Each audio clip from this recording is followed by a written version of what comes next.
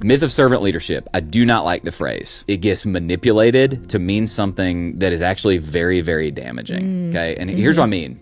Yeah. Like you have passive men, Ahab type men, who they're terrified of their wife's emotions, because what a husband's supposed to do is you serve your wife by leading your home. You don't lead necessarily primarily by serving. You serve by leading. That's your job, okay? So here's what'll happen is you'll get passive men with like immature or like Jezebel wives. And what they'll do is they'll use this phrase servant leadership as an excuse to like whitewash their passivity or their cowardice, their inability to stand up to their wife's emotions. Her out of control emotions are actually dominating the home. They'll like cower and they will never confront those things.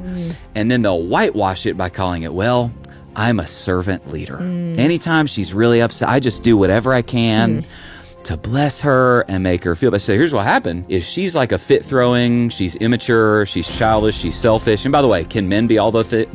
100%. But she's all those things. And instead of leading his house by correcting his wife, which like, hey man, that's your job. Sometimes that needs to happen. And sometimes your helper needs to correct you as the head. But instead of leading by correcting his wife, he just caters to all of her childish, immature thoughts and feelings and fits. And then he caves on everything and he calls it servant leadership. I'm just a servant leader. Man, I'll just say something that's like super, super un-PC. But like, yes, there are some times where it's a husband's job as the loving head of his home to like check his wife's emotions. And he needs to come alongside of her and help her think a little more rationally. And sometimes she needs to do that for him, by the way. Sure. It is possible for her to have real feelings based on wrong thinking. And in that moment, your job is to step in loving, gently, humbly, and lead.